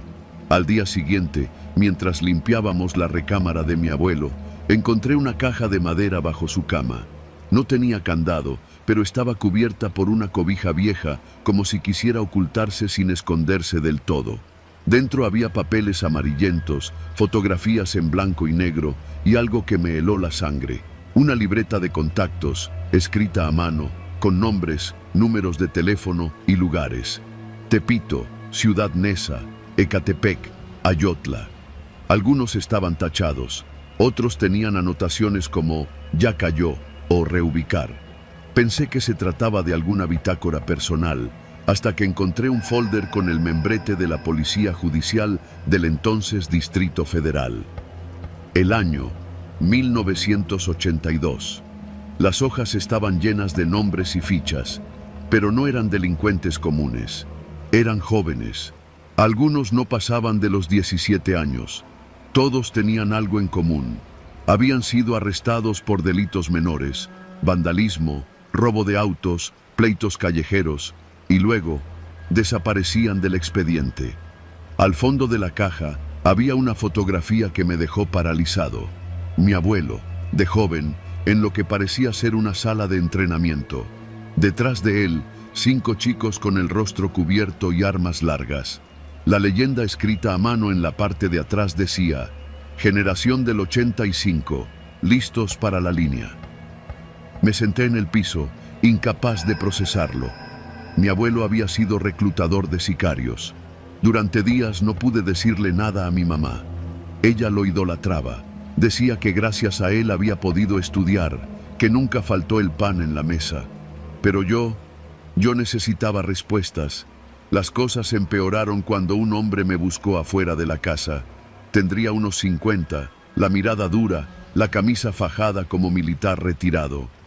«¿Tú eres el nieto de don Chava?», me preguntó. Asentí, con el corazón latiendo a 1000. «Tu abuelo me salvó la vida. Me reclutó cuando no tenía nada, y gracias a él llegué lejos. No creas lo que digan. Él sabía reconocer al que tenía madera, y al que era puro pinche desperdicio». No supe qué responder. El hombre me extendió una tarjeta. «Me llamo Moisés. Cuando estés listo, márcame. Tu abuelo dejó algo para ti. El puesto está vacío». El puesto. No pude ni hablar. Me subí al coche y manejé sin rumbo por horas. Pasaron días. Empecé a notar cosas raras. Un coche gris estacionado cerca de la casa que se movía del lugar pero nunca desaparecía. Llamadas sin respuesta al celular. Personas que cruzaban la calle cuando me veían venir. Como si de pronto me hubiera vuelto visible para una red que siempre estuvo ahí, escondida entre nosotros. Empecé a seguir pistas de lo que encontré en la caja. Busqué en hemerotecas, leí notas antiguas. En 1985 hubo una ola de asesinatos en la zona oriente del Valle de México, la mayoría con el mismo patrón. Jóvenes asesinados por arma de fuego, sin testigos, sin motivos aparentes. Todos venían de barrios pobres, todos habían tenido antecedentes. La prensa los llamó los sacrificados. Yo encontré sus nombres en la libreta de mi abuelo. Muchos estaban tachados. Una noche, regresando de la limpieza de la casa, encontré un sobre en el parabrisas. No tenía remitente. Dentro, una nota escrita con tinta negra. «Ya es hora. Deja de escarbar y acepta tu lugar. No queremos hacer esto difícil. Ese mismo día, le conté todo a mi mamá. Pensé que no me iba a creer, pero su reacción fue peor. «¿Tú también ya sabes?», me dijo, su rostro desencajado. «Yo sabía que tu abuelo era distinto. Siempre supe que tenía contactos, que hablaba con gente peligrosa, pero pensé que había dejado eso atrás. Nunca me atreví a preguntarle. Tenía miedo. ¿Y ahora tú?». No terminó la frase. Se cubrió el rostro con las manos. No dormimos esa noche. A la mañana siguiente recibí otra visita. Era Moisés. Esta vez no estaba solo. Venía con 2 hombres más, trajeados, como agentes ministeriales. Me pidieron que los acompañara a un restaurante viejo en Azcapotzalco. Uno de esos de manteles de plástico y fotos de políticos en las paredes. Allí me hicieron la oferta formal. «Don Chava tenía un don», me dijo Moisés. «Sabía leer a la gente. Sabía quién servía y quién era un riesgo. Por eso vivió tanto. Por eso lo respetaban. Su línea sigue viva, pero necesita una cabeza. No tienes que ensuciarte las manos, solo dirigir, observar, elegir, como él lo hacía». Quise decir que no, gritar, salir corriendo, pero uno de los hombres me interrumpió. «No es una opción, es una sucesión. Si no eres tú, será alguien más. Pero tú llevas el apellido, tú tienes la sangre, y si no tomas el lugar, otros van a asumir que estás en contra, y no querrás eso». Durante semanas viví con miedo, dejé el trabajo, cambié de número, me mudé. Pero ellos me encontraban, dejaban sobres bajo la puerta, mensajes escritos en los espejos del baño. En una ocasión, mi perro apareció muerto. «Una advertencia», decía la nota. Me acorralaron. Y entonces hice lo único que podía hacer. Acepté una reunión con Moisés. Nos vimos en una casa antigua en Tlalpan, sin cámaras, sin teléfonos, solo ellos y yo. Moisés me entregó una carpeta con nombres, todos jóvenes, entre 17 y 22, supuestos candidatos, cada uno con su ficha, historial delictivo, habilidades, contactos. Era como si me estuvieran pasando el bastón. «Empieza por estos 5», me dijo. «Decide cuáles valen la pena. El resto, deséchalos, como hacía tu abuelo». Cerré la carpeta sin mirar. «Necesito pensarlo», dije. Moisés sonrió, pero no con burla, sino con comprensión. «Claro, como quieras, pero no tardes, porque si tú no decides, otros lo harán por ti, y tal vez te incluyan en esa lista». Esa noche, tomé una decisión. Fui a la vieja casa de mi abuelo. Ya estaba casi vacía. Me metí al sótano. Allí encontré algo que había pasado por alto, una pequeña caja de seguridad en la pared, oculta tras un viejo armario. Dentro, un solo objeto, una grabadora. La encendí. Era la voz de mi abuelo.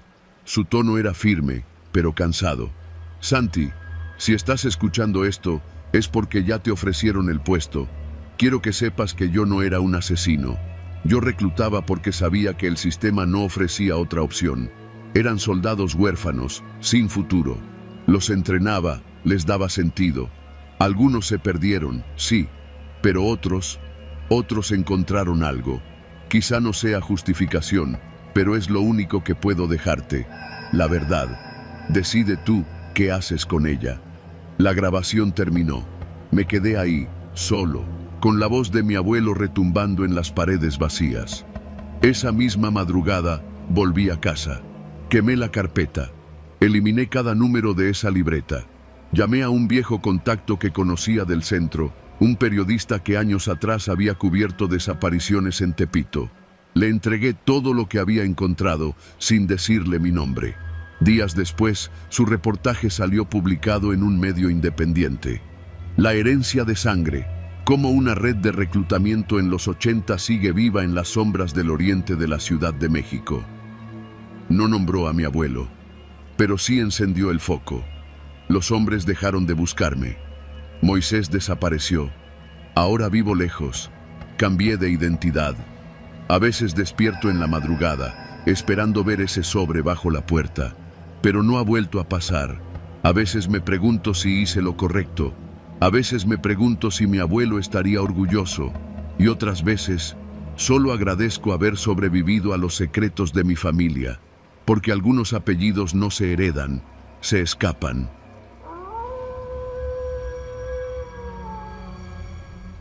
Me llamo Rosa. Tengo 36 años y desde hace poco más de un año trabajo como empleada doméstica en una casa grande de Jardines del Pedregal, en la Ciudad de México. Desde el principio, el trabajo me pareció una bendición. Casa limpia, buena paga, comida incluida y lo mejor de todo, cuarto propio con baño.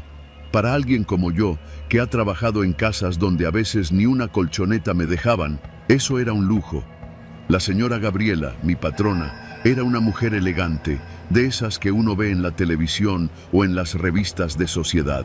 Siempre muy bien arreglada, con su cabello pintado de rubio claro y unos lentes oscuros, aunque no hubiera sol. Daba órdenes con suavidad, pero con ese tono que no deja espacio para dudas. Tenía una hija, Jimena, adolescente, bastante retraída y grosera, pero eso nunca fue problema. Yo iba a lo mío, limpiar, lavar, cocinar, mantenerme al margen. Al principio todo iba normal. Yo limpiaba toda la casa durante el día y por la noche me encerraba en mi cuarto a ver telenovelas en el celular o a escribirle a mis hijos en Veracruz. Me sentía tranquila, pero con el tiempo empezaron a pasar cosas que me parecieron raras. Cosas pequeñas, pero que juntas empezaron a incomodarme. Una vez encontré mi ropa interior perfectamente doblada, acomodada de una forma que yo no suelo hacer. Otra vez, el cajón donde guardo mis cosas tenía la cerradura forzada. Pensé que había sido la muchacha anterior, que a veces venía a cubrirme los domingos, pero luego supe que ella no entraba a mi cuarto. Y aunque no vi nada fuera de lugar, comencé a tener la sensación constante de que me observaban, como si en la casa hubiera algo más que yo no podía ver. Un viernes por la noche, ya acostada, me fijé en una lucecita muy tenue en la esquina del techo, justo donde se encuentra el ropero empotrado. Me pareció raro. Me levanté a ver con el flash del celular y vi algo que parecía un pequeño círculo negro, del tamaño de una moneda. Lo toqué. Estaba tibio. La siguiente semana, esa sensación de ser observada se hizo tan intensa que dejé de cambiarme ropa dentro del cuarto. Me iba al baño y cerraba con seguro. Me sentía ridícula, paranoica, pero algo dentro de mí no estaba tranquilo. Hasta que una noche, la señora Gabriela me pidió que limpiara su oficina personal. Nunca me dejaba entrar ahí, pero según ella, tenía una videollamada con una empresa de inversiones suiza y necesitaba todo impecable. Cuando fui a limpiarla, vi una laptop en el escritorio. Estaba encendida. Pensé en apagarla, por si se calentaba, y al tocar el mouse, la pantalla se activó. No era una llamada ni un archivo de Excel como esperaba. Era una carpeta llena de nombres. Rosa 01, Rosa baño, Rosa noche, Rosa cambiando, Rosa durmiendo. El corazón me dio un vuelco. Abrí uno de los archivos. Me vi a mí misma entrando al cuarto, quitándome el mandil. Me vi sentándome en la cama, rascándome el brazo, bostezando. Era de hace 2 noches. No pude ver más. Sentí que la sangre se me bajaba a los pies. Cerré la laptop de golpe y salí de ahí sin hacer ruido. El estómago me ardía. Temblaba. Estaba atrapada en una casa donde me espiaban, donde mi privacidad había sido convertida en archivo. Esa noche no dormí. Revisé cada rincón del cuarto con la linterna del celular. Encontré otra cámara, camuflada en la rejilla del ventilador, y una más en la lámpara de noche. Me sentí sucia, vulnerable, como si mi cuerpo hubiera sido tocado sin permiso durante meses sin que yo lo supiera. Lo primero que pensé fue en irme, agarrar mis cosas y salirme, pero mis ahorros no daban para mucho. Tenía que planearlo. Al día siguiente fingí que todo estaba normal, pero algo en mi cara debió traicionar mi nerviosismo, porque esa misma tarde la señora Gabriela me dijo que necesitaba hablar conmigo. ¿Estás bien, Rosa?, me preguntó con esa voz dulce y controladora. Te veo algo distraída. Negué. Dije que solo era el calor. Si algún día necesitas algo, ya sabes que puedes confiar en mí, agregó, con una sonrisa que me erizó la piel. Quería vomitar. Al día siguiente fingí que me dolía la cabeza y me quedé en el cuarto. Esperé a que la casa estuviera vacía. Bajé a la oficina y volví a encender la laptop. Esta vez fui más allá. Descubrí una aplicación abierta llamada Stream Secure. Desde ahí se podían controlar todas las cámaras. No solo en mi cuarto, también había en el baño de visitas, en la lavandería, en el vestidor de la señora. Y lo peor, una sección titulada VIP Clients. Entré. Había videos organizados por nombre, fecha, categoría, clips míos, de otras mujeres, mujeres jóvenes, probablemente otras empleadas anteriores, y un botón que decía enviar a cliente. Sentí náuseas. Todo encajó de golpe. No era solo que me espiaban, estaban vendiendo mis videos, mi intimidad, mi cuerpo durmiendo, mi cuerpo cambiándose, mi cuerpo en momentos que nunca debieron ser públicos. Salí de la oficina temblando. Empaqué lo poco que tenía, metí el celular en una bolsa negra con mi ropa sucia y salí de la casa con la excusa de ir al Oxxo. Llevé mi mochila conmigo y no volví. Me quedé esa noche en casa de una amiga que vive en Tláhuac. Le conté todo. No podía dejarlo así. Denuncié. Pero la policía fue lenta, demasiado lenta. Fui al Ministerio Público, llevé pruebas, pero dijeron que sin orden de cateo no podían hacer nada, que necesitaban más pruebas, más tiempo, más denuncias. Y yo no tenía tiempo. Las cámaras seguían grabando. Mi imagen seguía vendiéndose como si no valiera nada. Así que hice lo único que me quedaba. Volví. Una semana después, regresé a la casa, fingiendo que todo era un malentendido. La señora Gabriela me recibió con una sonrisa fingida. «Qué bueno que recapacitaste, Rosa», me dijo, condescendiente. «Sí, señora, perdón por todo», respondí. Esa misma noche, mientras ella dormía, entré otra vez a su oficina. Ya había preparado una memoria USB con todos los clips posibles. Esta vez conecté la laptop al celular y subí todo a la nube. A la mañana siguiente me fui, esta vez para siempre. Con la evidencia, los abogados sí pudieron actuar. Gabriela fue detenida 2 meses después. La investigación reveló una red de voyeurismo disfrazada de seguridad doméstica. Ella se defendió diciendo que eran cámaras por protección, pero no pudo explicar por qué sus clientes pagaban en dólares por esos archivos. Hoy vivo en Veracruz. Volví con mis hijos. No tengo lujos, pero duermo en paz. A veces me despierto en la madrugada, temiendo que haya una cámara mirándome desde la oscuridad. A veces me da por revisar cada rincón del cuarto, mover los espejos, apagar luces. Pero lo peor ya pasó. Sobreviví. Y ahora sé que el verdadero terror no viene de fantasmas ni demonios, sino de personas reales, con cara amable, con palabras dulces, que se esconden detrás de una pantalla y creen que nuestras vidas, nuestros cuerpos, son mercancía. Pero no, yo no fui mercancía, y nunca más lo seré.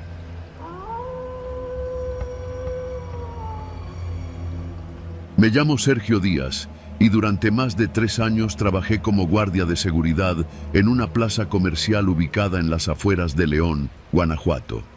No era un trabajo complicado. Vigilancia nocturna, rondas cada hora y mantener encendidas las cámaras en la sala de control. La plaza no era grande, pero sí bastante transitada durante el día. Por la noche quedaba vacía, salvo por mí y a veces algún velador externo que daba rondines por la periferia. Al principio, todo era rutina. Llegaba a las 10 de la noche, saludaba al vigilante saliente, me instalaba en el cuarto de monitoreo y me preparaba para una noche aburrida viendo cámaras mientras escuchaba la radio bajito. Pero eso cambió después de que me ofrecieron un pequeño extra. Fue un hombre el que me lo propuso. No supe su nombre y tampoco se lo pregunté. Llegó una noche cualquiera, bien vestido, barba recortada, un reloj de esos carísimos que solo ves en escaparates. Se presentó como un proveedor de uno de los locales, pero no me quiso decir de cuál. Me ofreció 2,000 pesos por desconectar el sistema de cámaras durante 15 minutos. justo entre la 1 y la 1:15. Dijo que era para recoger mercancía sin dejar rastro, por temas fiscales, me explicó. Le dije que no, así, de entrada. Me pareció un movimiento arriesgado y estúpido, pero a la semana siguiente volvió, con 5,000 pesos en la mano. Solo 15 minutos, me repitió, y con una sonrisa calmada, añadió, tú solo dices que hubo un apagón. Esa segunda vez, acepté. La necesidad es cabrona. Tenía deudas, mi esposa recién me había dejado con los niños, y vivir solo significaba estirar cada peso como si fuera chicle. La primera noche que lo hice, desconecté el router del sistema de cámaras a la 1 en punto. Lo volví a conectar a la 1:16 para que no se notara tan exacto. Nadie dijo nada, nadie notó nada. Y al día siguiente, en una bolsita de papel manila, sobre el escritorio del cuarto de seguridad, estaban 5 billetes de $1,000. Nadie me vio, nadie me reclamó. Empecé a hacerlo una vez a la semana, siempre el mismo día, jueves. Nunca vi nada sospechoso. A veces me levantaba a hacer rondines en ese lapso ciego, solo por curiosidad, pero no había nadie. Supuse que entraban por la zona de carga trasera. Esa área quedaba fuera del rango de cámaras. Se me hizo fácil pensar, mientras no le hagan daño a nadie, yo solo estoy desconectando un módem. Pero como todo en esta vida, las cosas empezaron a salirse de control. La primera señal de que algo iba mal fue un mensaje anónimo. Me lo dejaron bajo la puerta del cuarto de vigilancia. Decía, ¿crees que nadie lo nota? Pensé que era una amenaza o alguien jugando. No respondí. A la siguiente semana encontré una nota más, esta vez más directa. Hay consecuencias cuando uno deja entrar a los lobos. Empecé a inquietarme. Hablé con el tipo de los sobres, le pedí que ya no viniera más. Me dijo que estaba bien, que ya no necesitaría de mí. Me pagó el doble esa última vez, 10,000 pesos. Y ese fue el jueves en que todo se fue al carajo. Eran casi la 1. Estaba en el cuarto de cámaras y por costumbre ya me sabía los minutos exactos. Pero ese día no desconecté nada. Me quedé observando las pantallas. A la 1:02 vi a 2 hombres encapuchados entrar por el acceso de mantenimiento. Llevaban mochilas grandes y uno de ellos tenía una barra metálica. Pude ver claramente cómo se dirigieron a una tienda de telefonía. Tomé la radio y llamé al vigilante externo, pero no me respondía. Agarré mi celular, llamé a emergencias y cuando regresé la vista a las pantallas ya estaban dentro del local. Todo duró menos de 10 minutos. Salieron con bolsas negras llenas, caminando como si supieran que nadie los detendría. Ni una prisa. El detalle que me jodió la cabeza fue que uno de ellos miró directamente a la cámara y levantó la mano, como saludando. Cuando llegó la policía, ya no había rastro de ellos. Revisaron las cámaras, hicieron su parte, pero alguien había borrado el respaldo de las grabaciones. Todo el sistema quedó intacto, excepto los 15 minutos entre la 1 y la 1:15, exactamente como yo lo hacía antes. Y lo peor fue que yo no fui el que desconectó esa noche. Al día siguiente, me citaron en la administración. Me enfrentaron con los videos anteriores, me preguntaron por qué esas noches siempre había fallos en el sistema. Me defendí como pude. Dije que el sistema era viejo, que tal vez eran coincidencias, pero me miraban como si supieran. Me suspendieron de inmediato, sin goce de sueldo. Pensé que hasta ahí había llegado. Me despedirían, con suerte, pero el miedo real vino después. Empecé a notar que me seguían, hombres en motos. Una vez vi uno estacionado afuera de mi edificio durante horas. Luego, un paquete en mi buzón, una memoria USB con los videos que yo mismo había borrado del sistema semanas atrás. En uno de ellos, se me ve claramente desconectando los cables.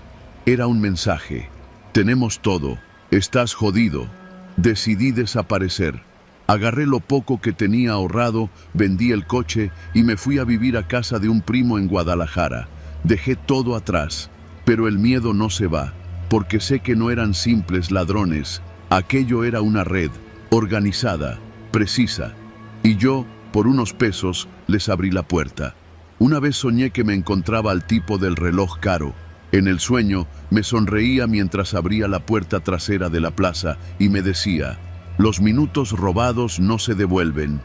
Hasta hoy, no sé cuántos robos ocurrieron en esos 15 minutos de oscuridad. Solo sé que fui cómplice, que aunque no entré con ellos, dejé la puerta abierta. Y eso basta para condenarte.